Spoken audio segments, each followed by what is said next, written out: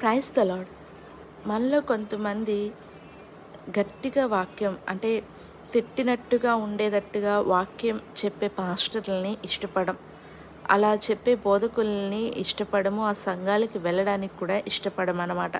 శుతిమెత్తగా చెప్పడము, మనల్ని ఏమీ హర్ట్ చేయకుండా మాట్లాడడము, అలాంటి చర్చెస్‌కి లేదా అలాంటి సంఘ కాపరులున్న చర్చెస్‌కి వెళ్ళాలని చూస్తూ ఉంటాం అనమాట. కానీ వాక్యం ఏం చెప్తుంది అంటే, మీరు చర్చిలోకి వెళ్ళినప్పుడు అక్కడ చూస్తూనే ఉంటారు. ఆ యొక్క వాక్యం చెప్పే ఆ యొక్క బలిపీఠం దగ్గర ఏం రాయబడి ఉంటుందంటే, నా మాట సుత్తి వంటిది కాదా అని ఉంటుంది. ఆయన మాట అంట సుత్తి వంటిదేనంట. అక్కడ నుంచొని ఎవరైనా వ్యక్తి మాట్లాడుతున్నారంటే ఆ వ్యక్తి నుంచి దేవుడు మాట్లాడుతున్నాడు. దేవుని మాట్లాడితే ఎలా ఉంటుందంటే, నువ్వు తప్పు చేస్తున్నావని చెప్పి నేను సుత్తితో కొట్టి చెప్పినట్టే ఉంటుందన్నమాట. ఇంకొక వచనం ఏముంటుందంటే, నా మాట అగ్ని వంటిది కాదా అని ఉంటుందన్నమాట. అక్కడ నుంచొని ఎవరైనా మాట్లాడుతున్నారంటే దేవుడు వారి ద్వారా మాట్లాడుతున్నారు అంటే, ఆ మాటలు వింటున్నప్పుడు నీ హృదయం అన్నమాట దేవుని మాటలతో నిండుకొని నీలో ఏదైనా తప్పిదం ఉంటే, లేదా నీదే ఏమైనా మార్చుకోవాల్సింది ఉంటే, లేదా దేవుడు నిన్ను పరిశుద్ధాత్మ నింపుతూ ఉంటే నీ హృదయం అగ్నితో మండిపోతున్నట్లుగా ఉంటుందన్నమాట. ఇంకా చెప్పాలి అంటే నిన్ను ఎవరో పొడిచినట్లుగా ఉంటుందన్నమాట.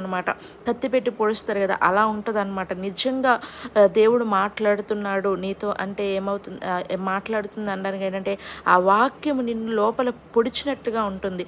ఎవరో పొడిచి నిన్ను సరిచేసినట్టుగా ఉంటుందన్నమాట. పేతురు గారు కూడా రక్షణ యేసుక్రీస్తు ప్రభువారు పునరుద్ధానుడై వెళ్ళిపోయిన తర్వాత అతడు పరిశుద్ధాత్మని పొందుకున్న తరువాత చేసిన బోధలో, మొట్టమొదటి బోధలో, ప్రసంగంలో మారిన వారు మొదట 3,000 మంది, తర్వాత 5,000 మంది పురుషులు.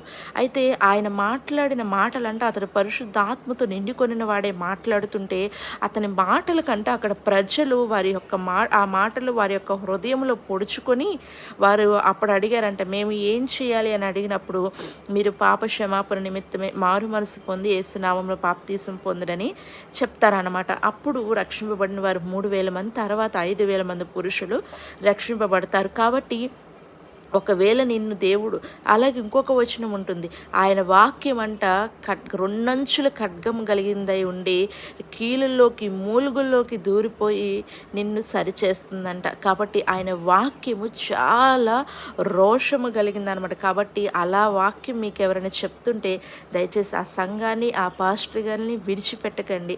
ఇంకా మిమ్మల్ని దేవునిలో స్థిరపరచులాగల, దేవుని ఎదుట మిమ్మల్ని సరిచేయలాగున, ఆయన రాకళ్ళు నిష్కలంకులుగా నిలబెట్టలాగిన వారు మీకు కాపరులై ఉన్నారు.